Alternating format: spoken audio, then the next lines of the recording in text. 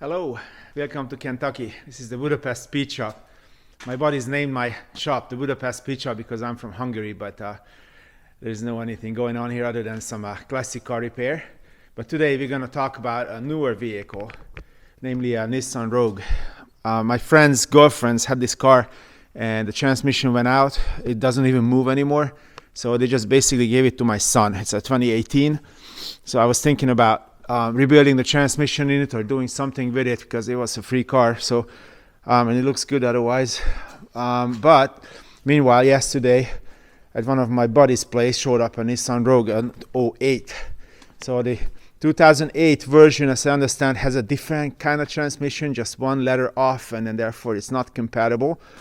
But when we looked at it, I was thinking maybe I can fix that engine. It comes with a really serious knock in the engine. That's why they wanted to sell it. So I got it for $550.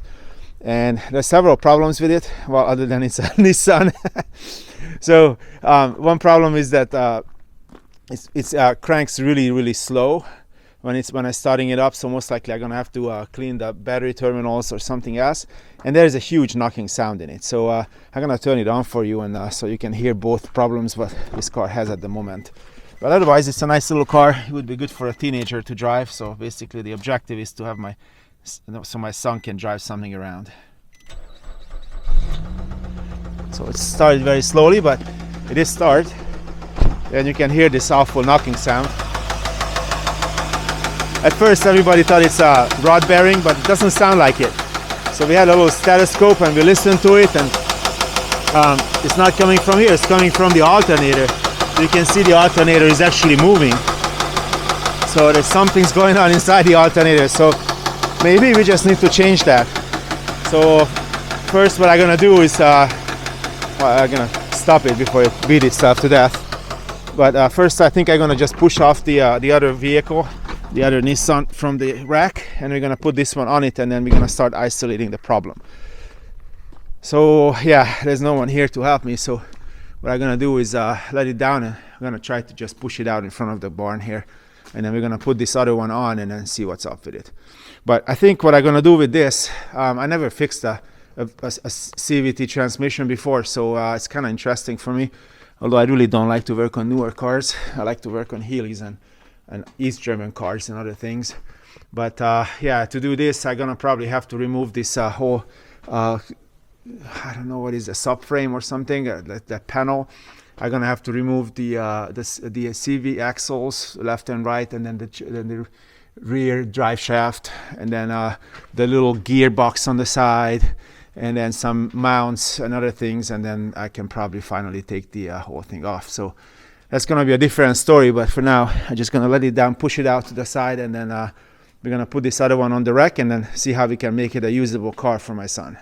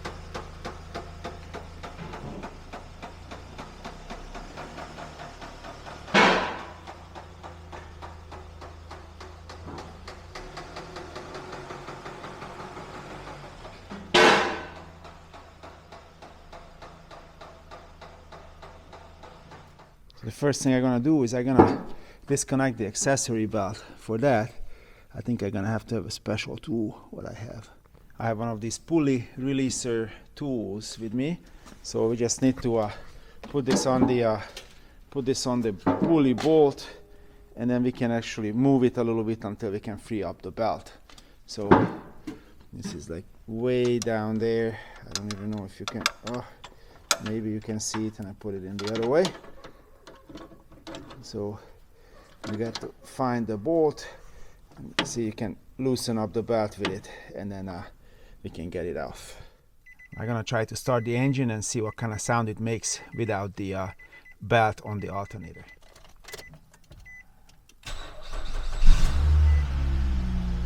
Perfect. Not a sound. Runs very nicely. Since we're working on the alternator where you have very large power lines or power cables, first we're gonna remove the battery cables from the battery, but I'm gonna remove both of them. Normally just do one, but since I wanna clean it up, I'm gonna remove both of them. I got the alternator, but I'm having a hard time locating the proper transmission fluid. So first our goal is gonna be just to make the alternator work and clean up the battery and make sure it starts right. And then I'm gonna have to order the proper transmission fluid, and we're gonna get on the transmission seal change. Okay, well, the first thing you need to do is to take off the battery terminals. It's with a 10mm wrench. This is the battery terminal, the positive and the negative. There is a little bolt there which you need to unscrew and then get the terminals off.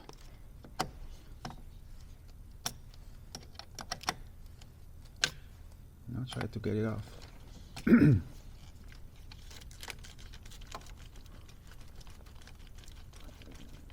Up.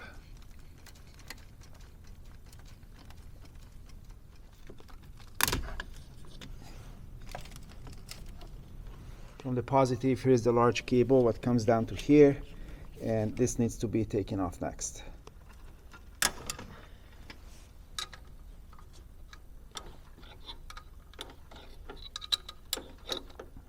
And now you can do it by hand, probably.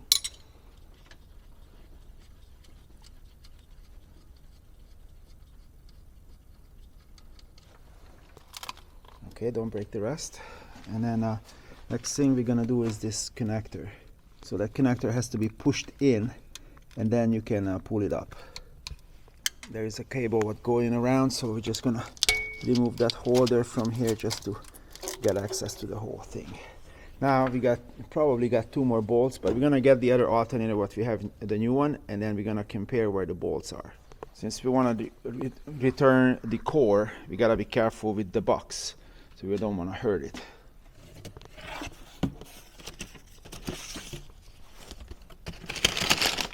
Alright, get it out.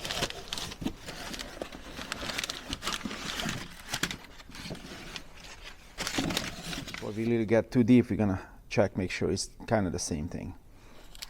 Yeah, I think it looks like it. We got the same connector, big one. There's the top bolt, and now we know there is a bolt at the bottom. You can also see that there is a thread in it, so if we remove the bolt, the whole bolt, that will release the whole thing. So I'm probably gonna start at the bottom, make sure that thing not gonna fall when we pull this big bolt out. So we found the bolt, but there it looks like there's a big nut on top of it, so I'm not sure why.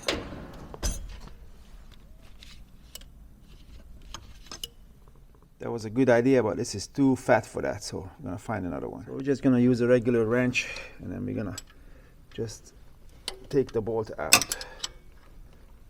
So the bolt came out, but there's an interference between this long rod and that, so I'm gonna have to move the rod to get the bolt out.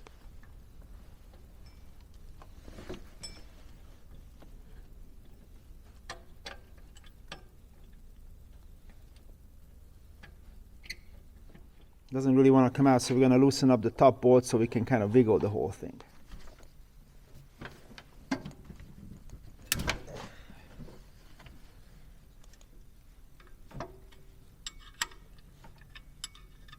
Okay, that's enough. Let's try it again.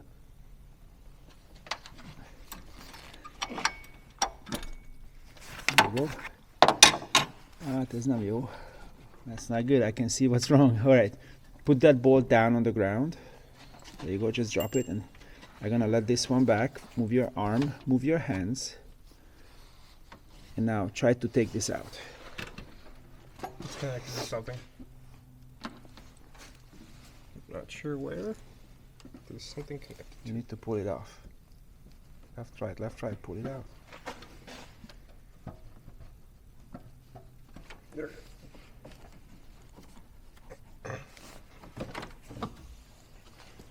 Well, Looks like this holder is broken and somebody welded it up.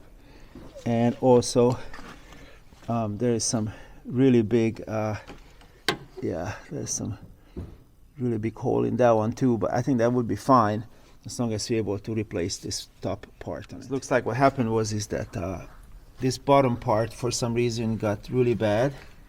You can see it there, and then since it's not straight, the whole thing was able to wiggle and it broke this nice new part. Then they tried to weld it up, which was unsuccessful. So I got to scratch my head a little bit and think about how to fix this. So we're gonna remove two parts like this ground connector, and we're gonna remove this holder as well.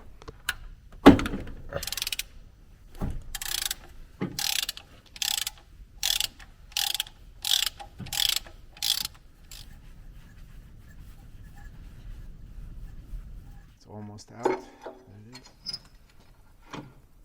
So you can tell that it was just replaced. Looks like they bought a nice new one made in Japan, and then it broke, and then they tried to weld it up, which was unsuccessful. But the reason why it was broken is because the bottom part. Yeah. So I gotta think about it for a second and figure out how we're gonna fix this. In order to fix it properly, we got to take the water pump housing off. So there would be one bolt here, one bolt there, one lower, and also we got two more bolts on the side here what would hold this pipe on. So first what we need to do is to take this off here, and then we're gonna release let the water down. I think that's gonna be the first thing to do. And this water pump looks a little old, so while we're in it that deep, I think we're just gonna replace the water pump. This was the typical thing where the mechanic kind of fixed the one thing what broke, but it didn't really actually look at why did it break. So I'm gonna have to get on eBay most likely and try to find a replacement part. So we'll continue then.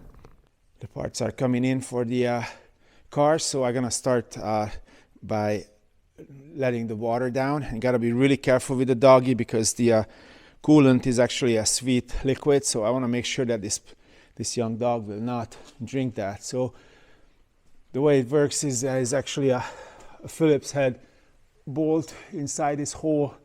I don't know how much can you see it right there, and then we're just gonna go in with a screwdriver and then open it up, and then the water will start coming down.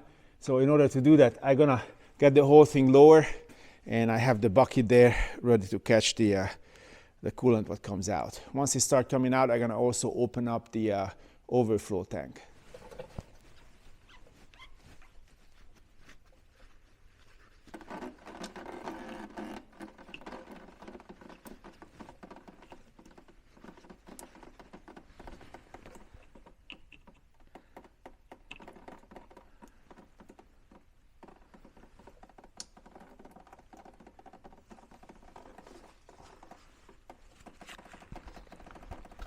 Okay, finally the bolt came out of it, or the screw came out of it, so now it's coming.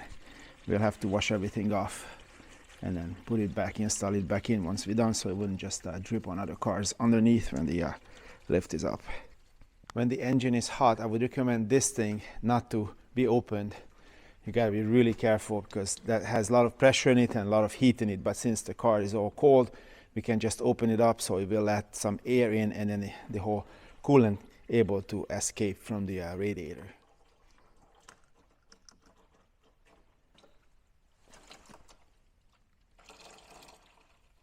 Now that it dripped out, I know it's not totally empty, but I think it's empty enough for what we need to do next. So I'm gonna put this up on the shelf, the water pump housing off.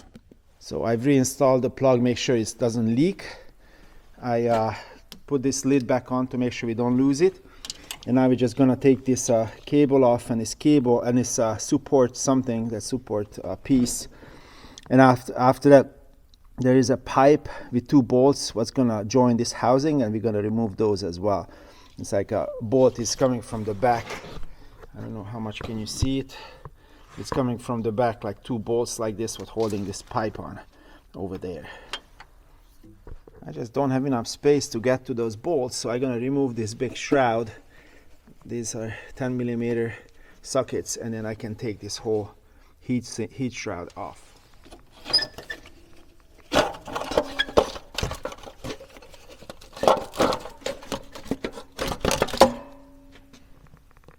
As you see, there is one more bolt on the side which I didn't see, but it's actually came out. I'm very pleased with it. The first bolt is out, and from the bottom I was able to reach the other bolt which I intend to take out. And this is the pipe what meets up with this whole water pump housing, which will need to come off altogether. Now that I have both of those bolts out, now I'm gonna start to taking those bolts out for holding this whole casting to the engine block. There's one up here and there's several more around it. Well, the Nissan marked its territory, so all the bolts are out. Now I can try to pry the whole assembly away from the engine block. So we're gonna pry it somewhere here and try to see if it comes off.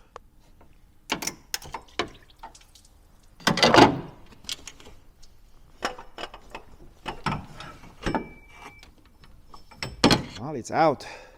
Let's look at it. So here's the problem. This is why we had to take it off, because this thing is busted up. So yeah, this is why it's not working well, and it's together with the water pump, which I also gonna change. But inside looks like it's super clean. The first part has arrived. This is a Hitachi water pump, and then the rest of the parts are still coming in the mail. I got some parts in. This one is the new housing with the alternator bracket part. Look really nice, and it's an original Nissan, genuine Nissan part made in Mexico, which is kind of interesting. So looks like, yeah, right there, made in Mexico. Very nicely machined anyway. But so the next thing I need to do is to install the water pump on this. Here's the nice water pump. That water pump supposedly came from Japan. Well, the shaft is from Italy, so I kind of give up. Anyhow, that will go here, and we need a seal in between, which is that one. We got other seals for the block. So first thing before I do that, I need to get the old bolts out so I can install this new part. Here's the old water pump and the water pump housing. So I'm just going to remove the bolts from it so we can reuse them and hold the new water pump into the new water pump housing. So this is how it looks like when you remove it. This is where the impeller is, and that's how it moves the fluid around in the engine block and the radiator. Meanwhile, in the car, I'm gonna clean the surfaces. I'm gonna take the old gaskets off and prepare the surfaces for the new gasket and the new part. Most likely the guy who changed the tensioner pulley, he had to remove the alternator, and when he replaced it, he didn't actually tighten the bolt. And most likely that's why it started wobbling, and that's how it broke the top cover, the top holder bracket. And then since the top bracket broke, they just changed it to no other one, and then this new one also broke, and they didn't address the problem on the bottom. So that's why we have a cheap car now because of that mistake. So anyhow, I'm gonna clean the surfaces and put the new part back on with the new water pump. I've cleaned all the surfaces down there, and I have the two gaskets here. I will not put any kind of sealant on it. They have some sort of coating, so that will be just fine. Just gonna make sure they all clean. This thing has two little ears, and that will help me to hold it in position. And then I can lift the whole thing and hold it this with my hand, and then go with the bolts to go through with the bolts. And the bolts are all ready. I cleaned the threads on it, cleaned the tops on it. So these are the housing bolts, and this one for the pipe on the side. So I'm just gonna somehow work it in there. I've put all the bolts in it, and everything is just loose, just by hand, and the whole thing is able to move, able to find its position. So now I'm gonna actually start tightening down the bolts. At first these two main ones, then the two side ones, and finally the pipe on the side. I tightened up all the bolts. Now I put this one in here, what's gonna hold the dipstick. I'm gonna tighten this one up as well, and then we can put the shroud back on. Before I put up the shroud, I kind of cleaned off the bolts. I'm gonna put just a little bit of anti-seize lubricant on it to make sure that next time when I'm trying to take it apart, hopefully it's not gonna be me or the next person who takes it apart gonna be able to do that. And my doggies just arrived to help. Hey doggies, you guys look really wet.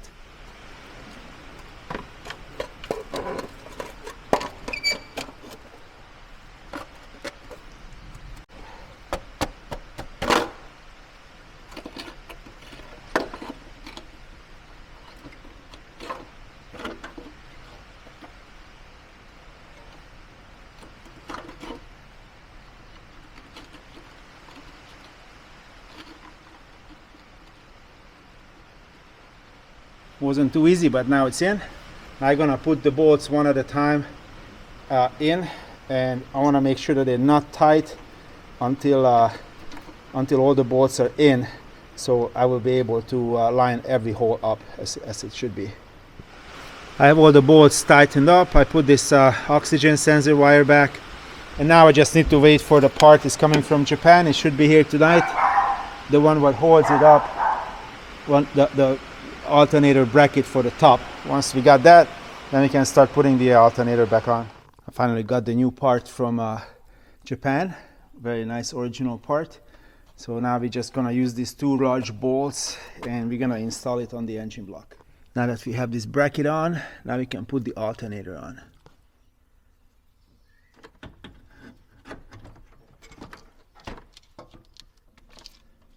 I just put the upper bolt in, so the whole thing is hanging on the upper bolt, and then this way the bottom bolt holes will be easier to line up. The longer bolt is going to be a little bit harder to put in because this arm is right there, so I'm going to have to move it with one hand and insert the long bolt with the other. Just to make sure I use this really long bar and tighten it up really well, make sure it's not going to get loose again. Also tighten up the top one, not as much as the bottom one. Now that all the bolts are tight, we're going to try to put the belt back on, and then we're going to work on the electrical connectors. It was really challenging because with this too, what I have, I can't pull enough, so I had to remove these to go all the way here, and from there I was able to do a big enough arm. But on the tensioner pulley there is a hole, so when you start it from here and then you pull it back and you put something in that hole, and if you keep the tensioner pulley retracted, I guess, or wind up, I guess, and then it's a lot easier to change. But yeah, I never done a Nissan before, so now I got the introduction for it. But anyhow, the belt is on, so we can start putting the electrical parts back on the other side. First I'm gonna put this holder back on, what goes in here, and then once I'm done with this, then we can start putting the electrical cables on the alternator. There's a ground wire which will come here on the top, and then we got the plug which will go in and hopefully click, and then we got the big 12 volt supply going there. And don't forget about this piece here that will go across there. Connections are important, so I cleaned off this bolt what will hold the ground connector on, which I also cleaned on both sides, so it will have a good connection to the new bracket. And I also cleaned the positive one, which will have a connection with this big terminal on the side. Just to be sure, I'm gonna clean off the other side of that ground wire. And also I see two ground wires up here on top. They put it here very nicely, so it's visible. I can clean those off as well.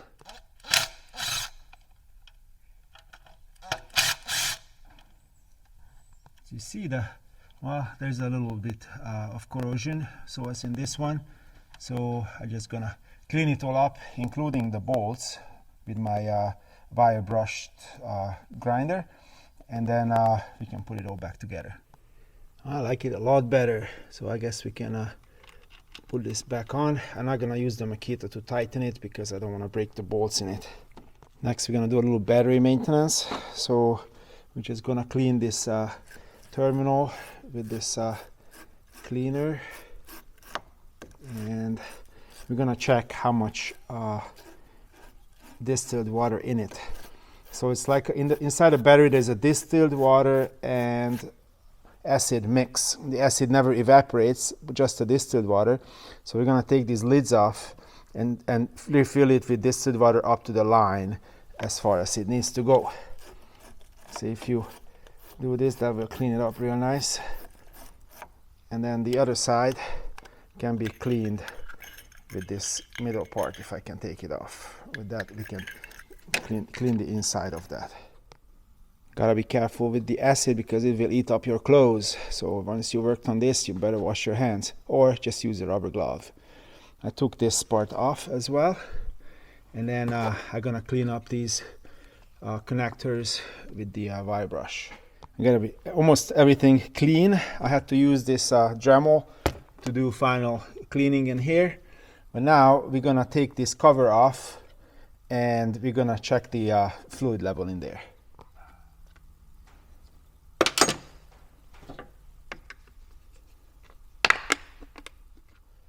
All right, so as you see, we got to fill it up until those little plastic pieces touching the water level. So it's almost there, just needs a little bit. But before I'm gonna do that, I'm gonna clean off this surface here.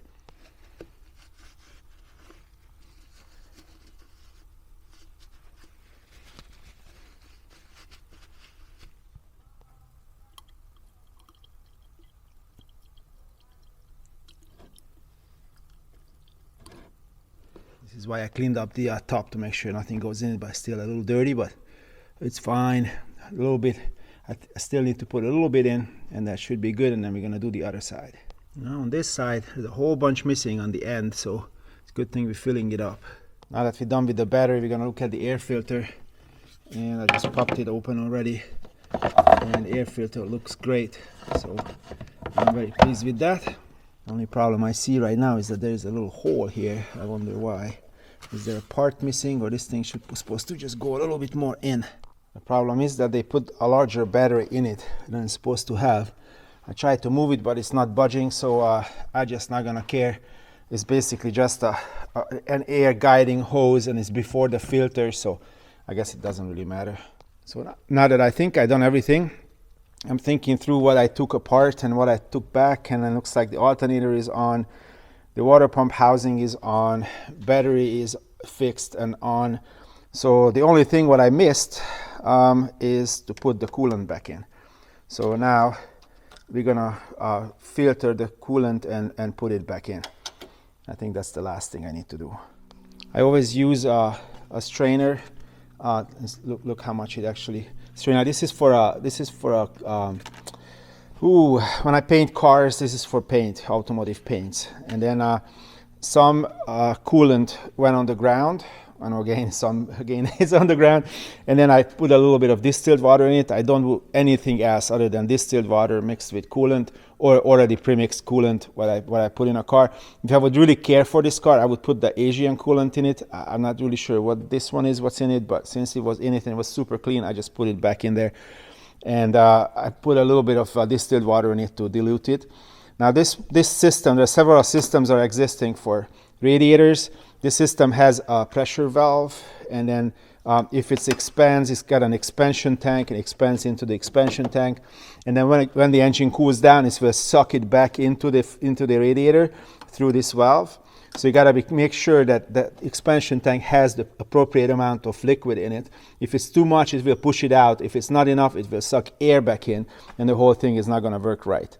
So just because it's full right now, it looks full, it doesn't mean it's full. So what I'm gonna do is I'm gonna replace this valve on it, the cap, and then I'm gonna start the car, run it for a little while, warm it up, and then I'm gonna check it to make sure that it's got the proper level in it. You gotta be very careful not to open this if the whole thing is under pressure. It's showing that 88 kilopascal, that's a lot of, I don't know how many PSI that is, but it's a lot. So you basically, when it's warm, it's pressurized, so the coolant will boil at a higher temperature. So what you need to do is to make sure that you don't open it when it's totally hot, because if it's pressurized, it's hot, it will just throw a whole bunch of warm liquid on your face. And I did that before in a 850 Fiat Spider. That was a long time ago. So now I got all this done. We're gonna put the cap back on, and we're gonna start it on and try to warm it up a little.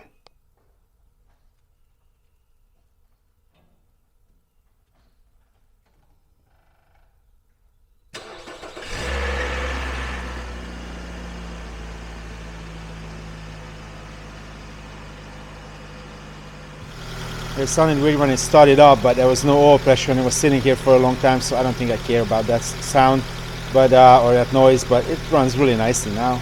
So we're gonna warm it up a little bit and check the fluid level. I've run it for a good 15 minutes or so. It warmed up to operating temperature, then it cooled down again.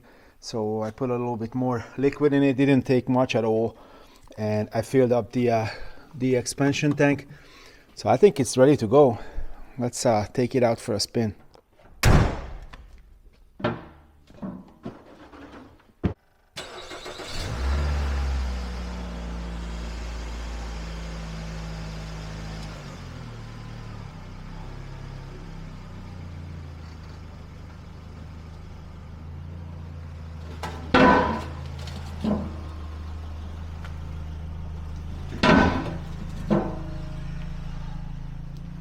we're in the car wash. I'm gonna try to wash the roof pretty well. I don't know what's there on it, but we'll see if it comes off. We washed it off all right, but I don't think that stuff came off. But we'll try it with some cleaner wax now that it doesn't have any kind of dirt on it. Just got home. It drives fairly nice. I think the transmission is about to go on it, and sometimes it just shakes a little bit. The engine shakes a little bit, so I think it might be needing some coils and spark plugs. I'm probably gonna change those. And it's really stinky inside, so what I'm gonna try, I got one of these Bliss vacuum cleaners where I can spray it with water and suck it back out. So I'm gonna try to do that now and see if it fixes the stink. And I don't know what's up with this. I think it's rust, and I don't think I'm gonna be able to take it off. Maybe I'll try, but first we're gonna try to take the odor out of it. So here's the magic the magic of the Hoover Bliss. So I already did this part here. Actually, it was so shiny that didn't even see these little marks on it. So yeah, now the front seat's next.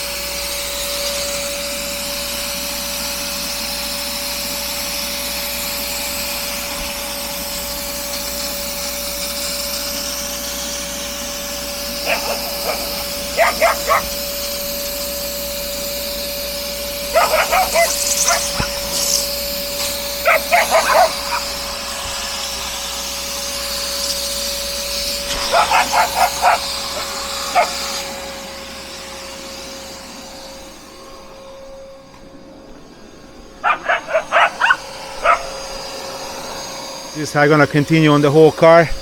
Yeah, the dog owner had the car, so you can see the results down there. I hope it's gonna come out.